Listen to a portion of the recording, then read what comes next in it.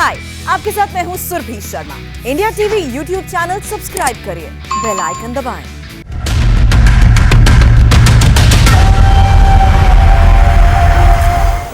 आप देख रहे हैं मुकाबला। नमस्कार, मैं हूं अजय कुमार। पिछले कई दशकों से बड़ा कैबिनेट रीशफल जब देखा गया है तो बड़ी बड़ी बातें होती हैं, लेकिन इस बार का जो कैबिनेट रीशफल देखा गया है उसमें ऐसा लगता है जैसे कि पूरे घर के बदल डाले हैं प्रधानमंत्री नरेंद्र मोदी ने। कई मंत्रियों में उन्होंने अपना भरोसा जताया है, उन्हें प्रमोट किया गया है, नई जिम्मेदारियां दी गई हैं। बहुत सारे ऐसे नाम हैं जो शायद पहले कभी थे ही नहीं, आज सुर्खियां बटोर रहे हैं, और कुछ ऐसे बड़े दिग्गज नाम हैं जिन्हें आज कैबिनेट से अलग कर दिया गया है, जिनके बारे में किसी ने कभी सोचा भी नहीं था कि ऐसा हो सकता है। ये तमाम फैसले आज एक बार फिर पूरे देश के सामने प्रधानमंत्री नरेंद्र मोदी की पूरी कार्यशैली को सामने प्रदर्शित करते हैं। आज प्रधानमंत्री नरेंद्र मोदी की नई कैबिनेट अपना कामकाज शुरू कर चुकी है, लेकिन ऐसे में सवाल भी खड़े हो रहे हैं। सवाल ये खड़े हो रहे हैं कि आखिरकार वो तमाम बड़े चेहरे जो भारतीय जनता पार्टी के स्तंभ के तौर पर जाने जाते रहे हैं, जो मोदी सरकार के पहले दिन से यानी कि 2014 से लगातार सरकार में रहे हैं, उन्हें अचानक क्यों हटाया गया, और वो भी भारी भरकम मंत्रालय से। तो क्या सरकार का इन मंत्रियों के कामकाज से प्रधानमंत्री नरेंद्र मोदी खुश नहीं थे, जैसे कि रविशंकर प्रसाद, डॉक्टर हर्षवर्धन, प्रकाश जावड़ेकर? इस पर विपक्ष सवाल भी उठा रहा है। इन तमाम मुद्दों पर हम चर्चा करेंगे। आखिरकार कितना है दम मोदी सरकार के इस नए कैबिनेट रिशफल में? मोदी 2.0 का पहला कैबिनेट रिशफल कितना है महत्वपूर्ण? मोदी सरकार के इन 7 मंत्रियों पर आपको नजर रखनी चाहिए। अश्विनी वैष्णव रेलवे और आईटी मंत्रालय देख रहे हैं, धर्मेंद्र प्रधान जो एचआरडी मिनिस्ट्री देखेंगे, उसके साथ साथ स्किल डेवलपमेंट भी देखेंगे, किरेन रिजिजू कानून मंत्री का काम करेंगे, मनसुख मांडविया जी जो कि स्वास्थ्य और मंत्रालय देखेंगे और रसायन और उर्वरक भी, और हरदीप सिंह पुरी पेट्रोलियम और शहरी विकास मंत्रालय देखेंगे, भूपेंद्र यादव श्रम एवं रोजगार, पर्यावरण, जल, और ज्योतिरादित्य सिंधिया जो कि नागरिक उड्डयन मंत्रालय देखेंगे। ये मंत्री इसलिए महत्वपूर्ण हैं और इन पर हम इसलिए खासी तवज्जो दे रहे हैं क्योंकि इनके जरिए रिफॉर्म्स जिसकी बहुत आवश्यकता है आज पूरे देश को, जो कि प्रधानमंत्री नरेंद्र मोदी का सबसे बड़ा मूल मंत्र है, उसे कितनी गति मिलेगी, इस पर भी करेंगे चर्चा। बन रही है हमारे साथ, मुकाबला जारी है। आप देख रहे हैं मुकाबला। लगातार आपके सामने बड़ी खबरें प्रस्तुत कर रहे हैं। प्रधानमंत्री नरेंद्र मोदी के साथ नई कैबिनेट की पहली बैठक अब से कुछ ही देर में शुरू होने जा रही है और 30 कैबिनेट मंत्री होंगे जो इस बैठक में हिस्सा ले रहे हैं। शाम 7 बजे सभी मंत्रियों से मिलेंगे प्रधानमंत्री नरेंद्र मोदी। शाम 7 बजे प्रधानमंत्री सभी कैबिनेट मंत्रियों से मुलाकात करेंगे और अब से कुछ ही देर बाद ये बैठक भी शुरू होने जा रही है। पहली कैबिनेट की बैठक जो कि नए मंत्रियों की होगी। पहला कैबिनेट रिशफल भी है मोदी 2.0 का, यानी कि 2019 के बाद पहला कैबिनेट एक्सपेंशन है और जाहिर सी बात है इसमें कई तरह की बातें सामने निकल कर आएंगी। काम किस तरह से किया जाना चाहिए, क्या क्या काम होना चाहिए, प्रायोरिटी क्या रखी जानी चाहिए, तमाम मुद्दों पर चर्चा होगी और हम भी इसी मुद्दे पर चर्चा करेंगे। हमारे साथ मौजूद रहेंगे प्रेम शुक्ला जी भारतीय जनता पार्टी से, अलका लांबा जी कांग्रेस से, हर्षवर्धन त्रिपाठी जी वरिष्ठ पत्रकार और प्रदीप सिंह जी वरिष्ठ पत्रकार हमारे साथ मौजूद रहेंगे। एक छोटा सा ब्रेक लेते हैं, वापस आते हैं मुकाबला में। आप देख रहे हैं मुकाबला और आज हम चर्चा कर रहे हैं इस विषय पर कि प्रधानमंत्री नरेंद्र मोदी ने अपने पूरे कैबिनेट के चाल चेहरे और एक तरह से छाप को पूरी तरह से बदल दिया है। बहुत युवा चेहरों को मौका दिया गया है और जिन लोगों ने बेहतर काम किया है उन्हें और ज्यादा तरक्की दी गई है। जिन लोगों के काम पर संशय था उन्हें कैबिनेट से बाहर का रास्ता दिखाया गया, लेकिन विपक्ष की तरफ से कुछ अपनी अलग ही तान है इस पूरे मुद्दे पर और इसी पर हम कर रहे हैं चर्चा। प्रेम शुक्ला जी, अलका लांबा जी, हर्षवर्धन त्रिपाठी जी और प्रदीप सिंह जी हमारे साथ मौजूद हैं। शुरुआत में करूं प्रेम शुक्ला जी आपसे, इस पूरे कैबिनेट के फेरबदल पर क्या आपको लगता है कि अब एक नई गति, एक नई ऊर्जा के साथ मोदी सरकार सामने होगी, क्योंकि अब से कुछ ही देर बाद कैबिनेट की पहली बैठक है और बहुत कुछ निकल कर आएगा भी उससे? निश्चित तौर पर अजय जी, नई ऊर्जा के साथ, नई उमंग के साथ नए युवा मंत्री निश्चित तौर पर जो है जनसेवा का नया जो है रिकॉर्ड कायम करेंगे। जिस तरह से पूरा इसमें क्षेत्रीय संतुलन है, सामाजिक संतुलन है मंत्रिमंडल में, जिस तरह से प्रोफेशनल्स इस मंत्रिमंडल में शामिल किए गए हैं, डॉक्टर्स हैं, इंजीनियर्स हैं, रिटायर्ड अधिकारी हैं, जिनके पास प्रशासनिक अनुभव है, जिनके पास जो है अपने कामकाज करने का कौशल है, ऐसे मंत्रियों को मंत्रिमंडल में स्थान देने से निश्चित तौर पर यह मंत्रिमंडल जनसेवा करने में सफल होगा। देश के 136 करोड़ लोगों के कल्याण के लिए अहर्निश काम करने में यह मंत्रिमंडल सफल रहेगा, इसमें किसी प्रकार का कोई संदेह नहीं है। अलका लामा जी, क्या आप सहमत हैं कि सरकार ने एक बहुत बड़ा फेरबदल किया है, बहुत युवा चेहरों को मौका दिया गया है, टेक्नोक्रेट्स पर बहुत जोर है, जो कि आज आवश्यकता है देश की?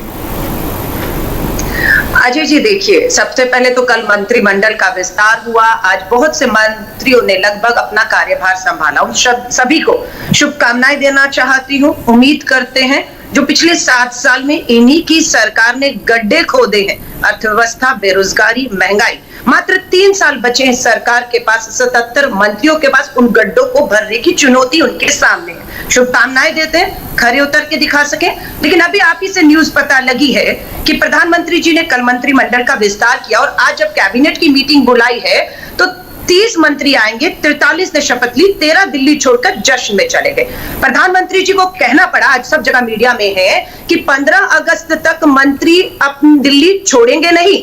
उन्हें जो नौकरशाह हैं उनसे अपने मंत्रालयों के कामों को समझना और सीखना है, क्योंकि नए जो स्वास्थ्य मंत्री आए हैं ना, सवाल ये खड़ा है कि क्या जो वैक्सीन 1 करोड़ प्रतिदिन लगनी है, 31 दिसंबर 2021 में कोर्ट को दिए गए हल्फनामे के मुताबिक जो गहरी खाई है वैक्सीन की, वो भर पाएंगे। उसके लिए एमबीबीएस डॉक्टर हर्षवर्धन को हटाया गया। राजनीतिक विज्ञान, पॉलिटिकल साइंस के छात्र हैं जो अभी के हमारे स्वास्थ्य मंत्री बनाए गए, तो बिल्कुल उनको अभी नौकरशाहों से बहुत सीखना है और उनको दिल्ली में रहना है 15 अगस्त तक। ये सबसे बड़ी हमारी और आपके सामने चुनौती खड़ी हुई है। तो अलका जी, क्या मैं ये समझूं कि डॉक्टर हर्षवर्धन को हटाया जाना आपको अफसोस हो रहा है? आपको लग रहा है कि गलत हुआ, देखिए नहीं होना चाहिए था? अफसोस, खुशी अफसोस की बात नहीं है। प्रधानमंत्री जी को खुद महसूस हुआ कि उनके स्वास्थ्य मंत्री कोरोना की पहली और दूसरी लहर से निपटने में विफल हुए हैं। ऑक्सीजन की कमी से लोगों ने दम तोड़ा है। वैक्सीन की जो कमी है उसका सारा ठीकरा प्रधानमंत्री जी ने एक कप्तान के तौर पर अपनी टीम के सदस्यों के सर पर फोड़ दिया और आपने कहा चाल, चरित्र, छाप बदल गई। छाप छोड़ी जाती है, छाप बदली नहीं जाती। वो छाप नहीं, धब्बा था। वो धब्बा था जिसे चलिए, इसका जवाब मैं प्रेम शुक्ला जी से ले लूं, उसके बाद हर्षवर्धन जी के पास, प्रदीप जी के पास। प्रेम शुक्ला जी, छोटा जवाब प्लीज। जी देखिए विपक्ष है, विपक्ष को जो है लगातार सत्ता पक्ष की निंदा करने का उसका अभ्यास होता है, तो अलका जी उसी अभ्यास का जो है यहाँ प्रदर्शन कर रही हैं। मूल मामला है कि देखिए कोरोना के मामले में जिस तरह से भारत जो है पूरी दुनिया में लोवेस्ट फैटलिटी रेट रहा, हमारे यहाँ संक्रमण का दर भी निश्चित तौर पर बहुत कम रहा। वैक्सीनेशन में हम अमेरिका से 1 माह बाद वैक्सीनेशन प्रारंभ करके अमेरिका से अधिक हम वैक्सीनेशन अगर करने में सफल होते हैं, तो कोरोना में हम विफल हैं। ये विपक्ष का आरोप हो सकता है, ये सत्य नहीं है। तो विपक्ष को आरोप लगाने का अधिकार है, झूठे आरोप लगाने का भी अधिकार है। उनकी विफलताओं, मुझे लगता है कि मैं बीच में आपके नहीं बोल रहा था। अजय जी, अजय जी जरा इनसे संयम बरतने की सलाह देनी चाहिए। जरा प्रेम शुक्ला जी का जवाब तो सुन लीजिए प्लीज, विनम्र आग्रह है। अलका जी, अलका जी, देखिए ये अलका जी प्लीज, इनका धैर्य खोना बता रहा है कि जरा सुनिए तो सही। जी प्रेम शुक्ला जी अपनी बात धैर्य तो लोगों का खत्म हो रहा है। पेट्रोल डीजल अच्छा चलिए, देखिए अलका जी अभी हम आ रहे हैं, सिलसिलेवार तरीके से सभी मुद्दे पर चर्चा करेंगे। अलका जी बस जरा सुन लीजिए प्रेम शुक्ला जी को। जी प्रेम शुक्ला जी कंप्लीट कीजिए, मुझे आगे बढ़ना है। जी आदरणीय प्रधानमंत्री जी ने अपना, फिर देखिए अब आप अजीब मनोरुग्णों को आप जब टीवी पे बुलाते हैं तो इसी तरह की हरकतें होती हैं। शर्म कीजिए नफरत शुक्ला जी, सवाल कर रही हूँ आपसे मैं कि क्यों देख लीजिए मनोरुग्ण है इनके, आप उनको बार बार कह रहे हैं फिर भी चीख रही हैं जी आपसे। वाचालता की हद है इनकी, सवालों से वाचाल वीरों की हद है ये ना। देखिए अजय जी, मैं आपको जवाब आपके चैनल का मुझे लगता है एंकरिंग आप ही कर रहे हैं। दूसरी बार आपसे आग्रह कर रहा हूं, पहले सवाल के जवाब में, पहले सवाल प्लीज अलका जी, ये दूसरा आग्रह है मेरे पास, मैं दूसरा आग्रह कर रहा हूं आपसे, प्लीज सुनिए जरा प्लीज। जी प्रेम शुक्ला जी जल्दी कंप्लीट कि मनोरोगी हूं मैं माफी चाहूंगी अजय जी, शर्म आनी चाहिए ऐसा एंकर के तौर पर, आपने उन्हें टोका नहीं। प्लीज अलका जी, मैं आप दोनों से लगातार आग्रह कर रहा हूं, देखिए शर्म किसको आनी चाहिए किसको नहीं आनी चाहिए, ये टीवी डिबेट में अब मसला ही नहीं रह गया है। प्लीज प्लीज प्लीज, आपने सवाल पूछा उसका जवाब सुनिए प्लीज, आपने सवाल पूछा जवाब सुनिए प्लीज। मनोरोगी बोल रहे हैं, ये जवाब है अलका जी प्लीज, और आप चाहते हैं मैं वो सुनूं? जरा धैर्य। मैंने इसके बारे में कोई टिप्पणी की ही नहीं, आप और मुझे जहर इसमें क्यों खोला ला भी रही एक हैं? मनोरोग प्रेम का शुक्ला जी लक्षण अपनी बात कंप्लीट कीजिए, वरना मैं आगे बढ़ जाऊंगा वरना। पैनलिस्ट के बारे में जी इस तरह की जी, वो बातें जरा मैं चुप हो तो मैं मेरी बात कंप्लीट करूं ना। प्रेम शुक्ला जी अपनी बात अब ये complete तो कीजिए। डबल धमकी आपकी, एक तरफ आप दूसरे को रोक नहीं पाते, इससे नफरत आप, शुक्ला, मैं तो उनके बीच में बोल नहीं रहा मनोरोगी बता था। रही है, देखिए जवाब आदरणीय नहीं है, प्रधानमंत्री जी ने भागिए एक यहाँ से, सम्यक चलते संतुलित बनिए, मंत्रिमंडल का बारामती गठन चलते किया बने, है। देश को गड्ढे में खोद कर। देखिए फिर सुनिए इनकी।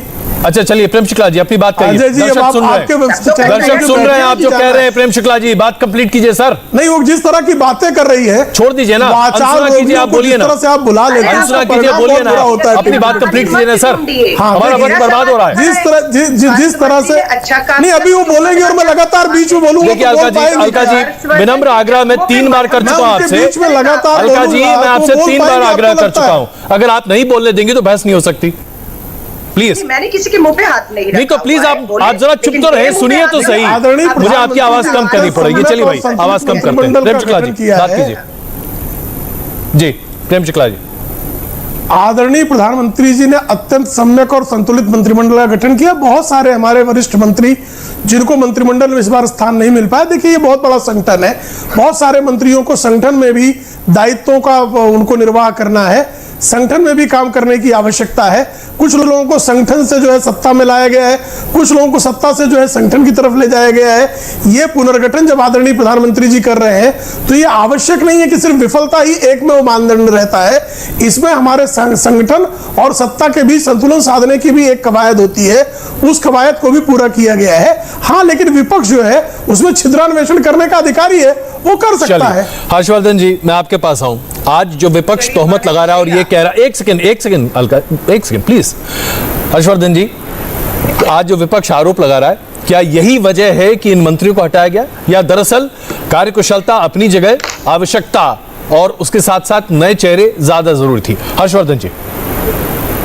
देखिए मुझे लगता है अजय जी, ये जिस जगह पर जाकर मंत्रिमंडल का बदलाव हुआ है, विस्तार हुआ है, उसमें बहुत स्वाभाविक है कि चूंकि स्वास्थ्य इतना बड़ा मसला है, दुनिया में ऐसी महामारी नहीं आई कभी, इस तरह की महामारी थी, तो विपक्ष के लिए ये सबसे आसान है। मतलब इसके लिए कोई राजनीति नहीं सोचनी है, कोई बहुत दिमाग नहीं लगाना है, कुछ भी नहीं करना है, सीधा आरोप ये लग सकता है और सरकार को इस आरोप का जवाब देना पड़ेगा, क्योंकि डॉक्टर हर्षवर्धन केंद्रीय स्वास्थ्य मंत्री थे, बहुत काबिल मंत्री रहे हैं और वो जिस तरह से उन्होंने अलग अलग समय पर भारत के स्वास्थ्य अभियानों को आगे लेकर वो गए हैं, तो उसमें ये सवाल उठेगा। लेकिन सवाल ये है कि क्या पब्लिक इसको इस तरह से रिसीव करेगी? क्या पॉलिटिकल डिस्कोर्स में बिल्कुल ये जाएगा और ये होना भी चाहिए। मंत्री को हटाया गया तो ये सवाल पूछा जाएगा, लेकिन मेरा ये मानना है, जैसे मैं फुल्ली वैक्सीनेटेड हूं, मैं उम्मीद करता हूं कि आपके साथ जो कांग्रेस प्रवक्ता, भाजपा प्रवक्ता और प्रदीप जी, हम सब लोग फुल्ली वैक्सीनेटेड हो गए होंगे, क्योंकि जब हम ये बात करते हैं कि दुनिया में भारत स्वास्थ्य सुविधा के तौर पर कहां खड़ा है, स्वास्थ्य सेवाओं के तौर पर कहां खड़ा है, तो हमने ये देखा कि इस इतनी बड़ी आबादी वाले देश में अचानक रेमडेसिविर इंजेक्शन की जरूरत पड़ती है और उसको हम 5 गुना उत्पादन करने में कामयाब होते हैं। हमने ये देखा कि हमें जब ऑक्सीजन की सप्लाई में कमी होती है तो हम दुनिया भर से इंटीग्रेटेड एफर्ट के जरिए, यानी हमने हर तरह की सुविधा का इस्तेमाल किया, हर तरह की सेवा का इस्तेमाल किया। वो सिर्फ स्वास्थ्य मंत्री के बस का नहीं था, उसमें एयरफोर्स तक लगी, हमारी जो मिनिस्ट्री ऑफ एक्सटर्नल अफेयर्स है वो तक लगे, रेलवे तक लगे। तो कुल मिलाकर हम इसको ऐसे ब्लैक एंड व्हाइट में नहीं देख सकते। बिल्कुल। लेकिन मूल बात क्या है? मूल बात यह है कि मनसुख मांडविया को जिनको मंत्री के तौर पर लाया गया है, उनका ट्रैक रिकॉर्ड क्या है? उनका ट्रैक रिकॉर्ड यह है कि केमिकल फर्टिलाइजर मिनिस्टर के तौर पर देश के बंद पड़े 10 प्लांट को उन्होंने एक्टिवेट कर दिया, जिसकी वजह से वैक्सीन का प्रोडक्शन बढ़ गया। उन्होंने 6 नई कंपनियों को रेमडेसिविर इंजेक्शन के उत्पादन के लिए लगा दिया, जिससे देश में रेमडेसिविर की कमी पूरी हो गई। और मैं ये मानता हूं कि अगर प्रधानमंत्री को यह लगता है कि उनके मंत्रिमंडल में ये एक व्यक्ति है जो स्वास्थ्य मंत्री के तौर पर बेहतर काम करेगा, तो हमें इंतजार करना चाहिए। केमिकल फर्टिलाइजर के तौर पर उन्होंने किया, अब आगे हम देखें अभी से टिप्पणी इतनी जल्दी कैसे हो जाएगी। बिल्कुल। प्रदीप जी, अगर मैं मंत्रिमंडल के स्वरूप को देखूं, 36 नए चेहरे शामिल किए गए, 14 ऐसे मंत्री हैं जिनकी उम्र 50 साल से कम है, एक नई युवा पीढ़ी को साथ लेकर चलने की बात कही जा रही है, एक नए डायनेमिज्म की बात कही जा रही है। क्या आपको लगता है कि ये डायनेमिज्म रिफ्लेक्ट हो रहा है, या दरअसल ये सिर्फ प्रहार करने का एक मौका है जो विपक्ष इस्तेमाल कर रहा है 11 इस्तीफों को लेकर? नहीं, देखिए, विपक्ष को तो अधिकार है, अगर आप मंत्रिमंडल से किसी को हटा रहे हैं तो विपक्ष बोलेगा ही, आप कारण कुछ भी बताएं। विपक्ष का जो कारण है वो विपक्ष, जाहिर है कि आपने नॉन परफॉर्मेंस में हटाया तो विपक्ष को बोलने का वो तो अधिकार है, उस पर कोई टिप्पणी मुझे करने की जरूरत नहीं है। लेकिन मैं इस पूरे मंत्रिमंडल के पुनर्गठन को दूसरे रूप में देखता हूँ कि पहली बार इतने बड़े पैमाने पर किसी सेंट्रल गवर्नमेंट में सोशल जस्टिस का ध्यान रखा गया है। छोटी से मेरा मतलब संख्या बल में छोटी जातियां, उनको रिप्रेजेंटेशन देने का पहला स्टेप था कि उनको टिकट दिया जाए, लोकसभा में जाए, विधानसभा में जाए, राज्यसभा विधान परिषद में जाए, फिर उनको सत्ता में उनको भागीदारी देने की बात। ये जो काम किया गया है उसके साथ देखिए, आमतौर पर ये होता है जब आप कास्ट इक्वेशन को बैलेंस करते हैं तो मेरिट पीछे छूट जाती है। अब आप देखिए, जो लोग इन वर्गों से आए हैं, ये जो दशकों से चल रहा था कि इस वर्ग में मेरिट नहीं है, मेरिट वाले तो सिर्फ सवर्ण लोग हैं, उसको नकारता है कि जिस डॉक्टर, इंजीनियर, वकील, टेक्नोक्रेट, इस तरह के पीएचडी, इस तरह के लोग आए तो एक साइंटिफिक टेम्परामेंट दिखता है पहली बार किसी मंत्रिमंडल में इतने बड़े पैमाने पर। ऐसा नहीं कि इससे पहले नहीं आए लोग, लेकिन एक साथ इतने लोग। बहुत महिलाओं का आपने मुद्दा यहाँ पर उठाया और इसीलिए अलका जी मैं आपके पास आता हूँ। सोशल इंजीनियरिंग का और सोशल एम्पावरमेंट का एक बहुत बड़ा टूल है ये कैबिनेट एक्सपेंशन। कम से कम ये तो कहा जा सकता है, जिस तरह से अगर आप देखें ओबीसी मंत्रियों की संख्या कितनी ज्यादा है, अब तक कितने ओबीसी मंत्री किसी भी मंत्रिमंडल में नहीं रहे। शेड्यूल कास्ट और शेड्यूल ट्राइब का प्रतिनिधित्व भी लगभग पहले के सभी मंत्रिमंडल से कहीं ज्यादा है। ये बात आपको अच्छी नहीं लगती क्या? नहीं, एक सेकेंड, कागजों पर नियुक्तियां बहुत अच्छी लग रही हैं।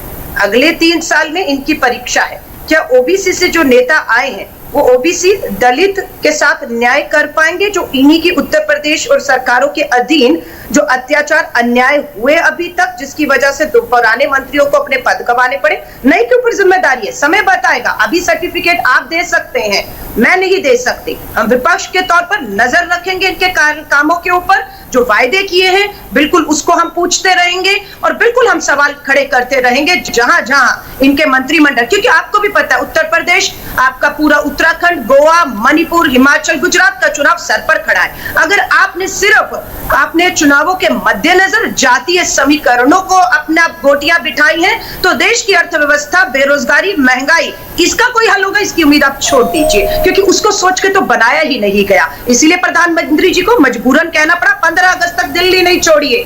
नौकरशाहों से मैं इसका जवाब ले लेता हूं। प्रेम शुक्ला जी, चुनाव के लिए सोशल इंजीनियरिंग है, आप इससे संदेश नहीं दे रहे हैं, आप सिर्फ फायदा उठाना चाहते हैं। कम से कम विपक्ष तो यही आरोप लगा रहा है आपके ऊपर।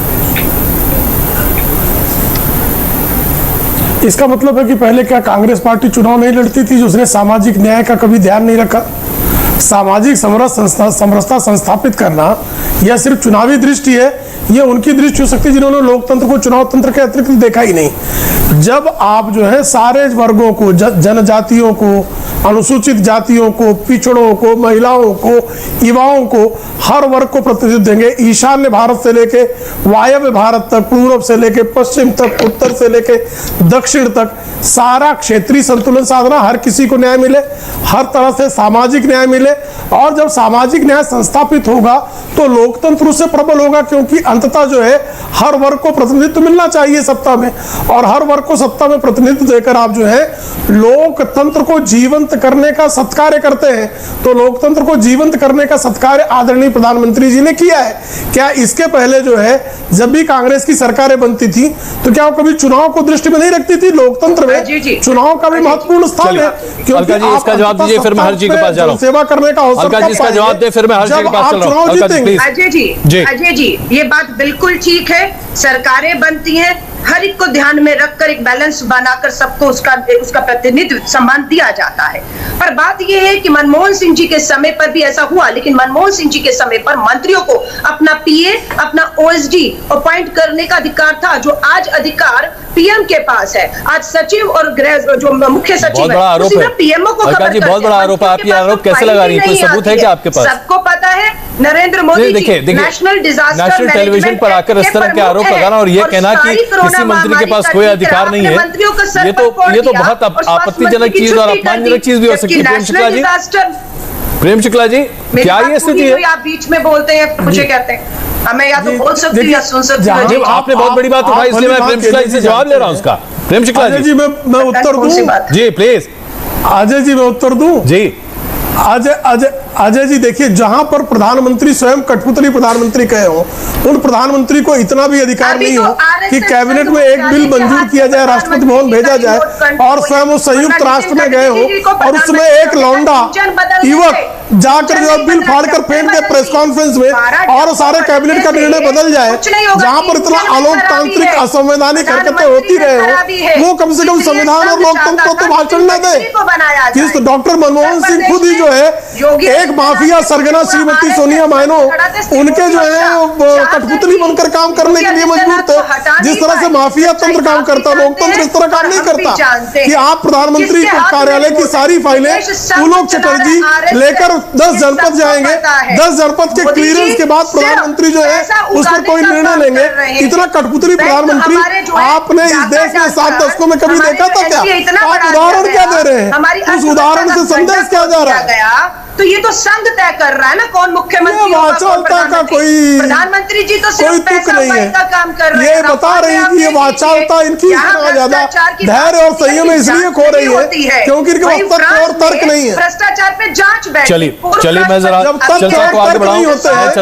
लगातार बड़बड़ाना जो है वो शस्त्र रह जाता है। चलिए चर्चा को आगे बढ़ाते हैं, इस विवाद से बाहर निकलते हैं क्योंकि एक नई शुरुआत हो रही है और जाहिर सी बात है हम इस पर भी बहुत ध्यान देना चाहिए। अश्विनी वैष्णव जी को कैबिनेट में जो 2 महत्वपूर्ण जिम्मेदारियां दी गई हैं, हर्ष जी आपको लगता है इन जिम्मेदारियों के लिए वाकई में एक टेक्नोक्रेट की ही आवश्यकता थी जिसकी कमी थी कैबिनेट में? देखिए अजय जी, सबसे पहले तो मैं ये कहूं, कई बार ये चर्चा हाल के दिनों में ज्यादा तेज हो गई है कि जो योग्यता होगी उससे जुड़ा मंत्री होगा। मुझे लगता है कि ये कोई न तो शर्त है और न इसके कोई ऐसे दृष्टांत हैं कि कोई डॉक्टर होगा तो बड़ा अच्छा स्वास्थ्य मंत्री होगा, इंजीनियर होगा तो बहुत बढ़िया उस तरह का काम करेगा, ऐसा नहीं है। और मुझे लगता है कि जो मंत्री बनता है उसको जनता की नब्ज की समझ होनी चाहिए, उसको पकड़ होनी चाहिए कि जनता क्या चाहती है और जिस मंत्रालय में है उसमें उसके हित कैसे वो साधे। लेकिन अश्विनी वैष्णव बहुत शानदार उदाहरण है। वो उदाहरण किस तरह का है ये समझना चाहिए। अश्विनी वैष्णव वो डिप्टी सेक्रेटरी थे वाजपेयी जी की सरकार में, पीएस तक पहुंचे और उसके बाद वो विदेश में पढ़ने चले जाते हैं, लौट के आते हैं तो अपनी कंपनियां बनाते हैं। बहुत एक तरह से कहें कि बहुत सफल व्यक्तित्व है उनका, आईएएस से लेकर और हर तरह से। अभी भी वो पावर कॉरिडोर में बहुत स्ट्रांग है। जिस उड़ीसा से वो आते हैं वहां के रहने वाले नहीं है, वो रहने वाले हैं जोधपुर के बैरागी समुदाय से हैं। और जो सबसे बड़ी बात है कि उनका अपोज नहीं हुआ, वो बीजू जनता दल की सहमति से राज्यसभा सदस्य में होकर आए हैं। मुझे लगता है कि प्रधानमंत्री जी को सुरेश प्रभु जैसा आदमी मंत्रालय में चाहिए था। पहले भी उन्होंने उनको लिया एक उम्र की वजह से और उस वक्त 1-2 ऐसी दुर्घटनाएं हुई जिसका ठीकरा उनके सर फोड़ दिया गया। मेरा यह मानना है कि जो प्रधानमंत्री ने उस वक्त 5 लाख करोड़ की योजना बनाई थी, पूरे रेलवे के कायाकल्प की योजना थी, उसको शुरू किया सुरेश प्रभु ने, बहुत अच्छे से उसको आगे बढ़ाया। लेकिन जिस तेजी में होना चाहिए था, वो शायद ये चाइनीज वायरस का समय है, दूसरी मुश्किलें हैं। अब अश्विनी वैष्णव जैसा आदमी वहां बहुत फिट होता है और मुझे लगता है कि उस एजेंडे को आगे बढ़ाने में कामयाब होंगे, ऐसा दिखता है। जी प्रदीप जी, एक और नाम है जो बहुत कौतूहल भी सामने लाता है और बहुत सारी परेशानियों का समाधान भी कर सकता है, वो है योगेंद्र यादव, माफ कीजिएगा भूपेंद्र सिंह यादव। भूपेंद्र सिंह यादव के पास श्रम मंत्रालय है।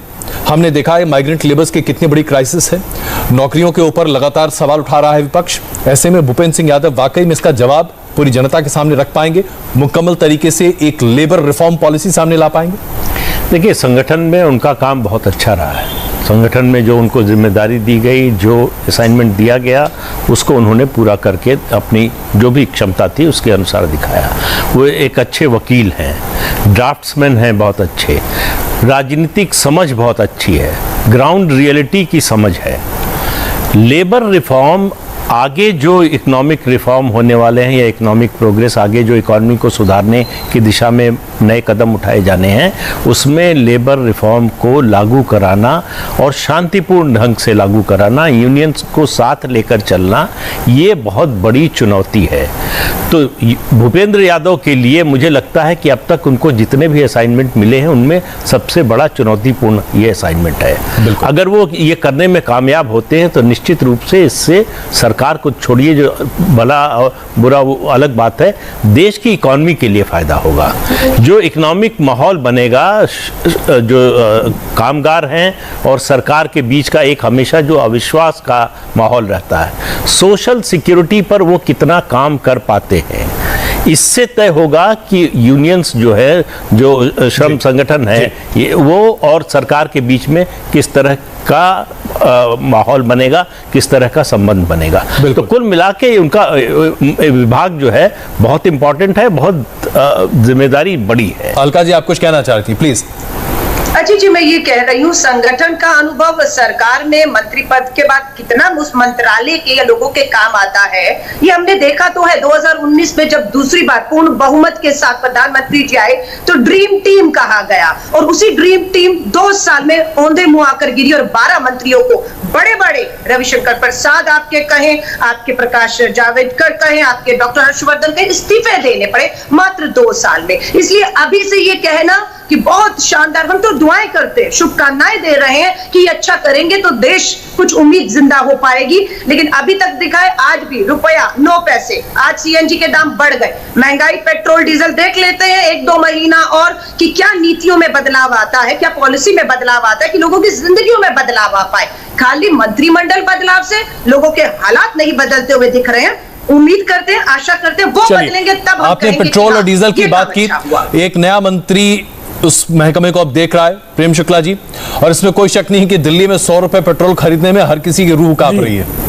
पेट्रोल और डीजल महंगाई का सबसे बड़ा अस्त्र और शस्त्र दोनों है। जनता त्राहिमाम कर रही है, इसका जवाब तो देना ही पड़ेगा। देखिए आप तो भली बात जानते हैं अजय जी कि ऑयल बॉन्ड जो है 2008 में 2011 में जिस तरह से इश्यू किए गए और जिनका पेमेंट 2018 से देना शुरू होना था, अब 1,20,000 करोड़ रुपए की मूल रकम और उसके ऊपर ब्याज। तो आज भी अगर भारत सरकार ऑयल बॉन्ड्स में आपको सिर्फ 10,000 करोड़ रुपए देने हैं सर, सिर्फ 10,000 करोड़ रुपए देने इस साल। इसका बहाना देकर आप इतनी बड़ी बात नहीं कह सकते कि 100 रुपए लीटर पेट्रोल बिके। माफ कीजिएगा सर, करेक्शन जरूरी है यहाँ पे, इसलिए कर रहा हूँ। सुन लीजिए ना, मुझे मेरी पूरी बात तो सुनिए। 20,000 करोड़ रुपए जो है प्रतिवर्ष आपको देना है ऑयल बॉन्ड्स में। दूसरा आपको जो है 7 साल से लगातार गिर रही है। अब ये लगातार बोलती जाएंगी माता जी, तो इसका क्या इलाज है? दाम लगातार बढ़ रहे हैं। मैं इनके बीच में बोलता हूँ क्या अजय जी, ये लगातार मेरे बीच में बोलती है। ये क्या तरीका है आपका बहस कराने का? या तो आप उनका ऑडियो कंट्रोल कीजिए, या आप कह दीजिए कि मैं बहस नहीं करवा पाऊंगा।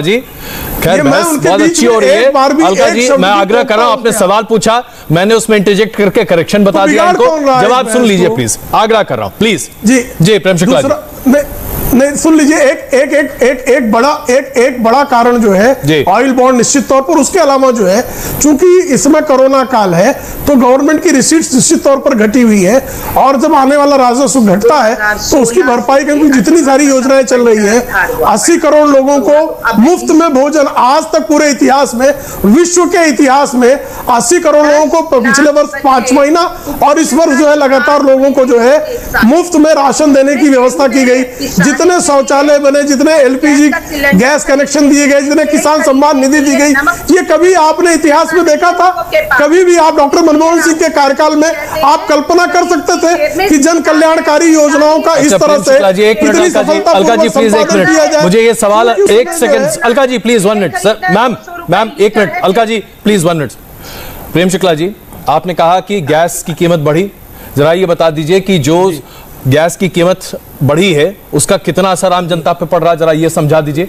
और क्या उसी जनता से आप पैसे नहीं ले रहे हैं? पेट्रोल और डीजल की बढ़ी हुई महंगाई की वजह से सब्जी के दाम बढ़ गए, क्या इसकी जिम्मेदारी आपकी नहीं है? क्या दाल की महंगाई की जिम्मेदारी आपकी नहीं है?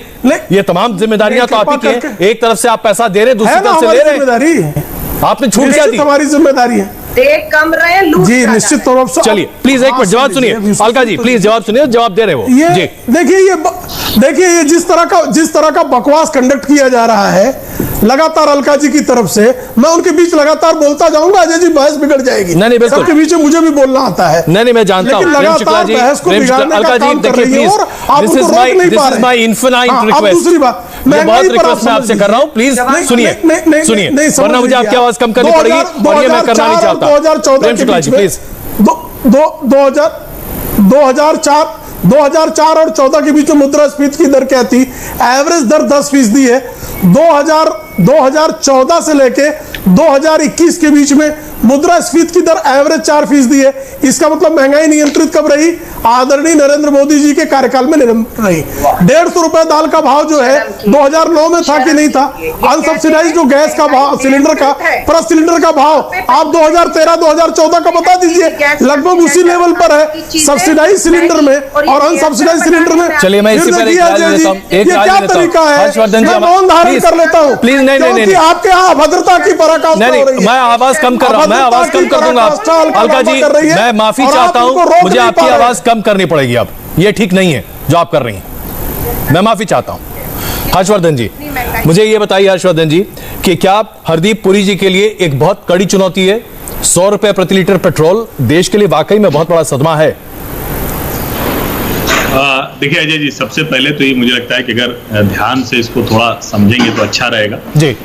पेट्रोल की कीमतें घटाने और बढ़ाने की स्थिति में पेट्रोलियम मंत्री न कभी था। जब से डॉक्टर मनमोहन सिंह की सरकार में नीति आयोग डॉक्टर मोंटेक सिंह अहलूवालिया की सिफारिश पर इसको बाजार के हवाले किया गया, जो पार्शियल था बाद में पूरी तरह से हो गया। ये तथ्य है, लोगों को जानना चाहिए। राजनीतिक बहस तो कुछ भी बोल के निकल जाते हैं। अब उसके आगे की बात, अभी की स्थिति में मेरा ये मानना है कि हर हाल में सरकार को पेट्रोल डीजल की कीमतें घटाना चाहिए। अगर आप ये कह रहे हैं कि आप जनता के लिए वो टैक्स वसूल रहे हैं, तो यह बात भी ध्यान में रखनी चाहिए कि वही जनता इस वक्त सबसे मुश्किल में है। और अगर आप ये कह रहे हैं कि जो 3 लाख 3.5 लाख करोड़ का टैक्स आया ज्यादा, हम उसको अलग अलग जगहों पर लगा रहे हैं, और जो सच है 9.3% का फिस्कल डेफिसिट है। जिस तरह से दुनिया भर में महामारी के समय सरकारों को एक, जिसको हम कहते हैं कि आपको अलग अलग जगहों पर पैसे, सरकारी पैसे लगाने पड़ते हैं, सीधे हाथ में रकम देनी पड़ती है जी। लेकिन इसका मतलब ये कतई नहीं हुआ कि हमारा जो टैक्स है वो जितने का पेट्रोल है उसका लगभग उतना ही है, उससे ज्यादा केंद्र और राज्य सरकारें, कांग्रेस की किसी सरकार ने कम नहीं किया है, ना बीजेपी की सरकार ने कम किया है, ना दिल्ली में आम आदमी पार्टी की सरकार ने कम किया है। तो ये हरदीप पुरी या धर्मेंद्र प्रधान का जॉब नहीं है। जब अगली मीटिंग हो तो जीएसटी कमेटी भी बोले कि इसको जीएसटी के दायरे में पेट्रोलियम प्रोडक्ट को लाया जाए, और मानना है कि सरकार। अच्छा चलिए अलका जी, आपने पेट्रोल और डीजल पर इतनी बातें उठाई, 2 राज्यों में तो खुद आपकी अपनी सरकार है ना, पंजाब में और राजस्थान। एक प्लीज सवाल सुन लीजिए, पंजाब और राजस्थान और छत्तीसगढ़ में, माफ किया, हाँ 3। आप इन तीनों राज्यों में जो स्टेट एक्साइज और स्टेट वैट है उसको कम कर दीजिए, उसमें 5 रुपए कम कर दीजिए ना सांकेतिक तौर पर, क्या दिक्कत है?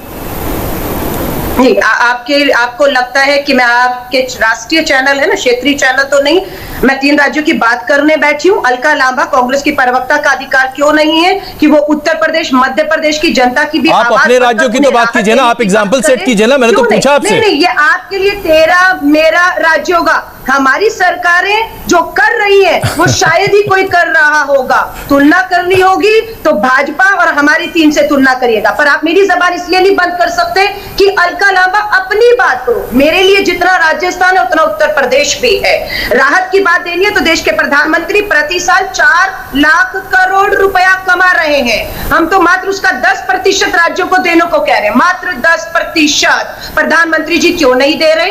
ये कहते हैं लग रहा है। आरोप लगाना कितना आसान है, नहीं तो सही। खैर चलिए, मैं प्रदीप जी, मैं प्रदीप जी मिल रही ना। अच्छा हर्षी एक जवाब दे दें आप प्लीज, फिर मैं प्रदीप जी की बात कर रहा हूं। हर्षी प्लीज, हर्षी। नहीं, मैं बहुत सचमुच आग्रह करना चाहता हूं। अलका जी अचानक बहुत भावुक हो गई पूरे देश को लेकर, और मैं तो ये कह रहा हूं कि अलका लांबा और प्रेम शुक्ला दोनों लोग बताएं ना, पेट्रोल का दाम ऐसे कैसे होगा कि एक जगह कम होगा एक जगह ज्यादा होगा? और अगर हम इस डिबेट में जाते हैं जीएसटी के दायरे में हर लाया जाए, सरकार भाग कौन रहा है? मत बोला कीजिए, अभद्रता होती है, अभद्रता है। अलका जी की आवाज हम कम करते हैं जरा, अलका जी की आवाज कम करते हैं। जी हर जी अपनी बात कंप्लीट कीजिए, बोलने दीजिए जी हर जी अपनी बात कंप्लीट कीजिए प्लीज। मैं इसीलिए कह रहा हूं कि देखिए, पेट्रोल डीजल के मसले पर जब हम बात करते हैं ना, तो पॉलिटिकल डिबेट बड़ी अच्छी लगती है। भाजपा वाले भी बैलगाड़ी पर चले जाते थे, कांग्रेस वाले चले जाते हैं, एक दूसरे की फोटो निकाल के चले आते हैं। इस देश में एनर्जी पॉलिसी नहीं बनी है अजय जी, इस देश में एनर्जी पॉलिसी नहीं है, हमारा इंपोर्ट सिस्टम आज तक नहीं सही हुआ है। हम दो देशों के बीच में तेल लेते हैं तो अपनी मुद्रा पर विनिमय तक नहीं कर पाते थे, इस सरकार में हुआ है। ये धर्मेंद्र प्रधान के रहते कम से कम 3 ऐसे बड़े सौदे हुए। लेकिन आप पेट्रोल डीजल की कीमतों की जो कमी की बात कर रहे हैं, अगर टैक्स हट जाए तो आज कीमतें घट जाएंगी, बड़ा सीधा सा फॉर्मूला है, ये कोई रॉकेट साइंस नहीं है। लेकिन कोई भी सरकार, चाहे वो भाजपा की हो, कांग्रेस की हो, आम आदमी की हो, सभी के पास इस वक्त बहुत मुश्किल है। लेकिन मैं फिर भी कहता हूं कि चूंकि सरकारों का काम जन कल्याण का है, सभी को यह फैसला लेना चाहिए। और भारतीय जनता पार्टी को भी क्यों ये लेना है कि खजाना भरा रहे या कुछ करना, आप खोल दीजिए, आप 5-10 रुपए एक साथ घटा दीजिए। मैं तो कह रहा हूं कि राजनीति की लिहाज बिल्कुल, इसमें कोई शक नहीं कि अगर सरकारें चाहें तो ये बहुत बड़ा एक फायदा हो सकता है। प्रदीप जी, मैं अब जरा किरण रिजिजू जी के बारे में आपसे बात करना चाहता हूं। कानून का मंत्रालय का जिम्मा उन्हें दिया गया है, बहुत महत्वपूर्ण महकमा है, खास करके तब जबकि हम किसान आंदोलन की चुनौती भी सामने देख रहे हैं। आपको लगता है कि वो उपयुक्त हैं, एक नए डायनेमिज्म के साथ कानून मंत्रालय को एक नई शक्ल दे पाएंगे, खास करके तब जबकि जुडिशरी में भी मूलभूत परिवर्तन करने की बहुत बड़ी आवश्यकता है? बिल्कुल, देखिए वो तो है ही, जो जुडिशियल रिफॉर्म है वो ओवरड्यू है। ये बात जुडिशरी के लोग भी मानते हैं, सरकार के लोग भी मानते हैं, पॉलिटिकल जो एस्टेब्लिशमेंट है वो भी मानता है। किरण रिजिजू कितने अच्छे कानून मंत्री हो पाएंगे नहीं हो पाएंगे उसके लिए थोड़ा इंतजार करना पड़ेगा, लेकिन ये है कि उनको जो काम दिया जाता है, अभी तक जो दिया गया है वो उन्होंने बेहतर ढंग से किया है, एक बात। दूसरा, उनके साथ कोई इस तरह का बैगेज नहीं है। जो वकील होते हैं, जो लंबे समय तक प्रैक्टिस किया है, जिन्होंने जज को जानते हैं, किसी से खुश हैं, किसी से नाराज हैं, तो वो उस तरह का बैगेज उनके साथ नहीं है। तो ये उनके लिए एक एडवांटेज है। बिल्कुल, वो किसी से मिलने जाएंगे, जुडिशरी में कोई बात करने जाएंगे, तो जज के मन में भी उनको लेकर कोई पूर्वाग्रह या दुराग्रह नहीं होगा, तो बात उनकी ज्यादा कायदे से पहुंच पाएगी। अब वो किस तरह से अपनी बात को रखते हैं ये नेचुरली। लेकिन अलका जी, क्लीन स्लेट होना अपने आप में बहुत महत्वपूर्ण नहीं है क्या? अगर रविशंकर प्रसाद जी को उस महकमे से अलग किया गया है तो एक क्लीन स्लेट का आदमी बहुत कुछ बदल भी तो सकता है ना, ये उम्मीद तो हो सकती है ना अलका जी? नहीं, मैं बिल्कुल किरण रिजिजू को दिल्ली यूनिवर्सिटी के टाइम से मैं जानती हूँ, बिल्कुल उनके बारे में जो प्रदीप जी ने कहा है मैं सहमत हूं उनसे, लेकिन उन्हें अभी साबित करना ये कहा गया है। लेकिन रविशंकर प्रसाद जी की वजह से जो नुकसान हुआ है देश का, उसकी भरपाई कभी नहीं कर सकते। जो डॉक्टर हर्षवर्धन की वजह से नुकसान हुआ है, जो श्रम मंत्री की वजह से बेरोजगारी बढ़ी है, क्योंकि उनके पास कोई नीति नहीं थी। मंत्रिमंडल बदल गया है, नीति और नियतें भी अब बदल लीजिए तो बेहतर होगा। खाली मंत्रिमंडल और चेहरे बदलने से हासिल नहीं होगा, नीति में बदलाव लाइए अपनी। प्रेम शुक्ला जी, नीति में बदलाव लाइए। देखिए, नीति में तो बदलाव आ चुका है। कभी भी इस देश में गरीबों का इस तरह से समन्वित विकास हुआ था क्या? गरीबी हटाओ के नारे लगते थे और हर साल गरीबों की संख्या बढ़ती जाती थी, लेकिन गरीबों को लगातार अधिकार संपन्न करने का काम, उनको आयुष्मान भारत के माध्यम से स्वास्थ्य का कार्य, एलपीजी के माध्यम से उनकी चूल्हे जलाने का व्यवस्था, मुफ्त में अनाज देके उनके यहाँ रोटी बने, इस तरह की व्यवस्था, तो लगातार जो है शौचालय, सबसे बड़ा इज्जत घर की महिलाओं को जो है खुले में शौच करना सबसे बड़ा संकट इस देश का था। और स्वास्थ्य को लेकर 60% समस्याएं जो है वो शौच संबंधी जो विकारों के कारण हो जाती थी। ऐसे में इस देश को गरीबों को लगातार उनके लिए कल्याणकारी काम करके नीतियों में जो परिवर्तन हुआ है, उसी का परिणाम है कि भारतीय जनता पार्टी को लगातार जनता जनादेश दे रही है। और जिन्होंने इस देश को लूटा, 2G 3G जीजाजी सिर्फ लूटने का काम किया, उसको जनता ने बुरी तरह से नकार दिया है। तो अब जिनको नकारा गया है उन लोगों के पास शोर मचाने के अलावा क्या है? अब आप देखिए इसी बहस में मैं एक बार भी अलका जी के बीच में नहीं बोला, लेकिन अलका जी से ऐसा संभव नहीं हुआ मुझे सुन ले। कारण क्या है? क्योंकि उनके पास तर्क नहीं है, उनके पास तथ्य नहीं है, वो सत्य के साथ नहीं है, वो असत्य के साथ है। मंत्रियों असत्य के साथ रहे लोगों को जो है अपना संयम खोना पड़ता है, उत्तर करना पड़ता है, लगातार चीखना चिल्लाना पड़ता है। इनका चीखना चिल्लाना बता रहा है कि कांग्रेस और गर्त की तरफ जा रही है। राहुल गांधी का इसी तरह से नेतृत्व रहा तो अगली बार 2-5 सीटों पर सिमट जाएगी। इस तरह की दशा कांग्रेस के लोग अंदर खाने कहते हैं कि पप्पू प्रभु के नाते जो है ये संभव नहीं है कि कांग्रेस फिर से उभर सके। और इसी तरह से अलका लांबा जी की तरह की प्रवक्ताएं राष्ट्रीय टेलीविजन चैनल पर आती है ताकि जनता समझती रहे कि कितने गैर जिम्मेदार लोग हैं ये, कितने शोर मचाने वाले लोग हैं ये, कितने वाचाल लोग हैं ये, कितने बेकार लोग हैं ये देश की जनता को ठीक ठाक संदेश आता है। अच्छा किया इनको जो है आप ले आए और इनको रोज बुलाया करिए इस चैनल पर ताकि जनता जो है असलियत कांग्रेस की समझ सके कि कांग्रेस ने कैसे मनोरोगियों का सम्मेलन निमंत्रित कर रखा है। मैं एक सवाल अलका जी मेरे पास वक्त कम है, मैं बहुत संक्षेप में एक छोटा सा सवाल आपसे पूछना चाहता हूं। हर किसी को, हर प्रधानमंत्री को अधिकार है ना कि कैबिनेट रिशफल करे और अपने एक नई ऊर्जा के साथ नई टीम को सामने लेकर आए, लेकिन शुरुआत से पहले ही इस्तीफे पर भी सवाल, इस्तीफा न हो तो भी सवाल इतने क्यों पूछे जाते हैं? कभी कभी कुछ तो कंस्ट्रक्टिव हो सकता है। नहीं, आपने फिर राजनाथ सिंह जी का बयान जो है वो वीडियो वायरल हो रहा है, देखा नहीं, देख लीजिएगा। उनका ये कहना था ये यूपीए में इस्तीफे होते होंगे, हमारे मंत्री अच्छा काम कर रहे हैं, उनके इस्तीफे नहीं होंगे। 12 मंत्री इस्तीफे ले लिए गए, तो ये मान लीजिए ना उनकी विफलताओं की वजह से लिए गए और उनकी विफलता का जो खामियाजा वो पूरे देश को अपनी जान की कीमत चुकाने कर देना पड़ा। ये छोटी बात आपके लिए हो सकती है, देश के लिए नहीं। चलिए मैं इसका एक छोटा जवाब ले लूं। प्रेम शुक्ला जी, क्या विफलताओं की वजह से ही सभी मंत्रियों को हटाया गया? वो लोग जो कि स्तंभ रहे हैं भारतीय जनता पार्टी के। प्रेम शुक्ला जी 30 सेकंड। बिल्कुल नहीं, बिल्कुल नहीं। देखिए आदरणीय राजनाथ सिंह जी ने जो कहा वो सीधा इशारा था, कांग्रेस का जमाना था, यूपीए की सरकार थी, तो अपराध के कारण, भ्रष्टाचार के कारण लगातार जिस तरह के स्कैम्स आते थे उसके कारण मंत्रियों को हटाने पड़ते थे।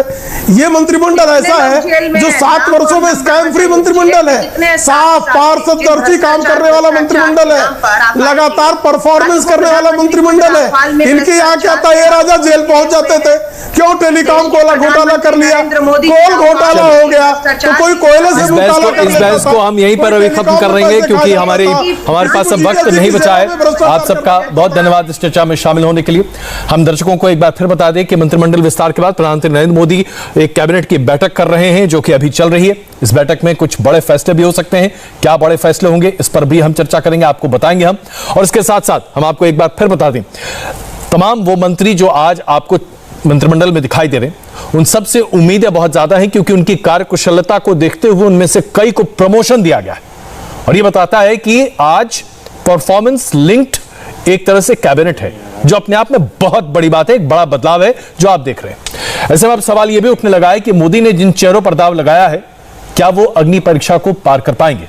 यहां पर हम एक छोटा सा ब्रेक ले रहे हैं। कुरुक्षेत्र में सौरभ शर्मा के साथ देखिए इस पर एक और विस्तृत चर्चा।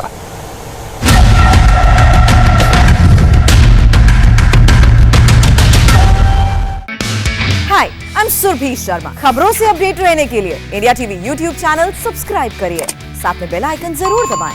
जुड़े रहें इंडिया टीवी के साथ।